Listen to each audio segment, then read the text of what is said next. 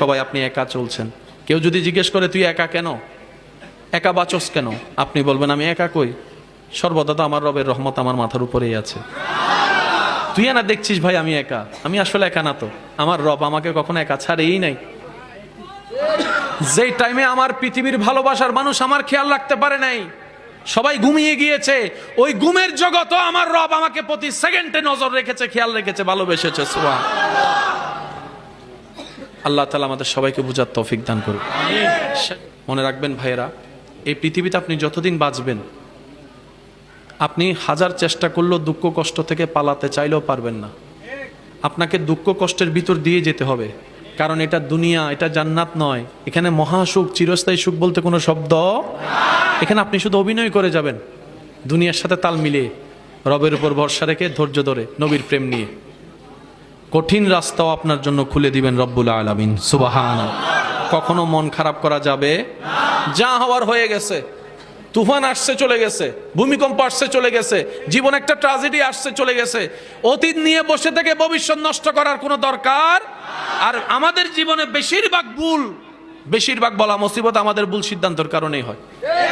আবদার করে একটা কথা বলি, মনে রাখবেন, হিংসা, অহংকার, লোভ, রাগ, অভিমান, বিশেষ করে পাঁচটা সংক্রান্ত কোনো সিদ্ধান্ত যারাই নেই, এগুলোই বেশিরভাগ ভুল হয়। অভিমান করে সিদ্ধান্ত নিলে ভুল হয়। বেশিরভাগ মানুষ জীবনে নষ্ট করেছে রাগের সিদ্ধান্তের কারণে। রাগ উঠে এমন এমন মাথা ঠিক ছিল না, এমন এমন কাজ করছে, 5 বছর পরে গিয়ে দেখেছে দাগটা এটা আর বুঝে না। তো 10 জনে জিজ্ঞেস করে কিরে দাগটা কোত্থেকে আসলো, হাঁও বলতে পারে না, নাও বলতে পারে না।